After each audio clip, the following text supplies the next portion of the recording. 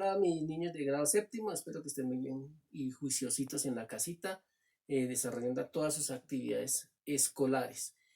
Con respecto al área de sociales, espero que para el día 6 de mayo se vence el plazo para subir la actividad de los máximos representantes del humanismo y del renacimiento. Lo prometido es deuda, que íbamos a empezar a hablar de un tema bastante interesante, que es la división de la iglesia, ¿sí? En lo que hoy conocemos como la iglesia católica, la iglesia anglicana y el protestantismo, ¿listo? Entonces, esa reforma cristiana, ¿sí? Eh, Como ya lo hemos dicho, tiene sus orígenes en Europa, ¿sí? Entonces, la primera que aparece es la Reforma Protestante, ¿sí? Donde sus principales protagonistas fueron tres. O el principal, que fue un sacerdote que pertenecía a la iglesia cristiana, que era Martín Lutero, Juan Calvino y Enrique VIII, que él no era sacerdote, él era rey de Inglaterra. ¿Listo? Ya más adelante les explico esta parte. Entonces, Martín Lutero, ¿sí? No, presenta unos postulados que, aprovechando la invención de la imprenta, eh, escribe esos postulados y los pega en la puerta de la catedral, donde no está de acuerdo con algunos, con la doctrina católica, ¿listo? Donde ahí se muestra mucho la pompa en las iglesias, el oro, las piedras preciosas, muchas cosas. Él decía que es más, más humano, más de fe. Eh, Peleaba mucho porque decía, Martín Lutero nos decía que la justificación por la fe. ¿Qué sucedía? Que en la Iglesia Católica, ¿sí? Las, para obtener la gracia divina, pues, para poder subir al cielo, eh, la Iglesia decía que solo con las obras de misericordia ya podía obtener esa bendición, ¿listo? Y Martín Lutero decía que no era por las obras de misericordia, sino por la fe de cada persona. ¿Listo? Juan Calvino, perdón, seguimos con Martín Lutero. Nos dice que el sacerdocio tiene que ser universal y no para ciertas clases social, ¿sí? Europea, en este caso. ¿Listo? Donde anteriormente el Papa tenía un poder impresionante, digamos, lo que era una de las empresas más grandes que existía. eh, el Papa daba o tenía el poder de nombrar no, sino de coronar a los diferentes reyes. Entonces, y él era el que decidía quién podía ser sacerdote o no, ¿sí? Así no supiese nada de fe. La autoridad de la Biblia. ¿Qué quería decir esto con esto Martín Lutero?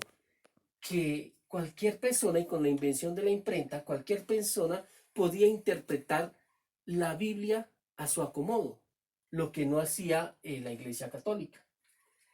Otro representante, que fue Juan Calvino, que habla del puritanismo, ¿sí?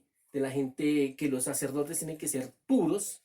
Nos habla de evitar esos lujos que tenía la Iglesia Católica, ¿listo?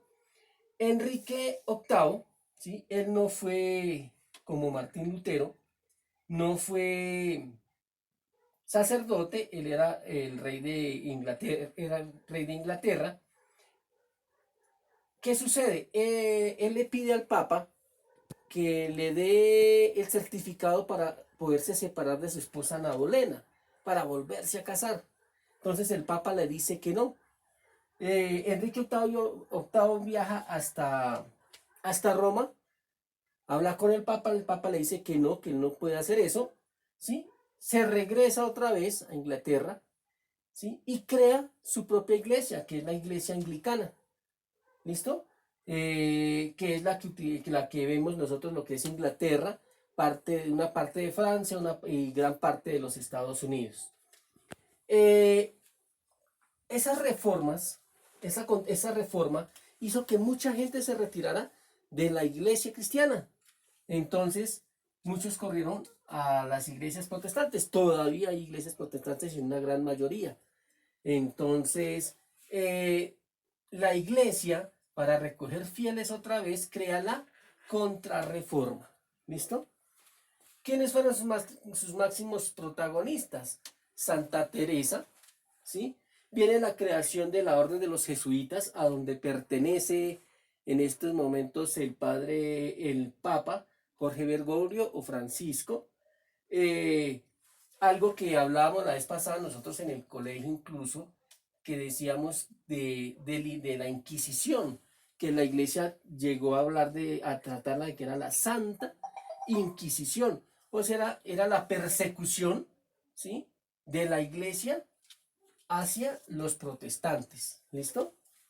Viene el Concilio de Trento, donde se reúnen los cardenales y crean unos principios, donde dicen que la lectura de la Biblia se hace únicamente, o la deben hacer únicamente los sacerdotes, son los que tienen ellos decían en esa época que tenían ese don ¿de qué? De interpretar las Sagradas Escrituras, ¿sí? Nos habla de los sacramentos, ¿sí? La misa y los cultos, ¿listo? La salvación de las personas es por la fe y vuelven acá a insistir con las obras de misericordia. ¿Listo? Para que se produjera esa reforma, hubo unas causas, ¿sí? La relajación moral del clero, ¿sí?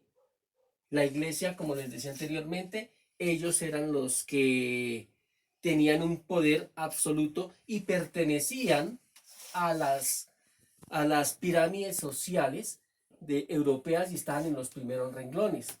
Y el alojamiento de las iglesias de sus funciones, ¿sí? Acá no es alojamiento, es alejamiento. Se me escachó acá. ¿Listo? El alejamiento de la iglesia de sus funciones espirituales. ¿Qué sucede con esto, mis niños? ¿Sí? La iglesia se preocupaba por otras cosas, por la política de los países y no por la fe de las personas. ¿Listo? Mis niños, espero vernos de pronto el día miércoles y hacemos un pequeño debate con respecto a este tema. De aquí tenemos que, de esta reforma y de esta contrarreforma tenemos que hablar muchísimo, ¿sí? Porque todavía en esta época, pues, sigue la división de la iglesia, o sí, de la iglesia, que es la iglesia católica y el protestantismo, ¿sí? Más adelante, en próximas clases, veremos qué iglesias, ¿sí?, pertenecen o practican el protestantismo. ¿Listo? Hay una actividad, mis niños, que está al finalizar del documento que aparece en la plataforma, que está para entregar el día 12 de mayo. Entonces, chicos, nos vemos la próxima clase.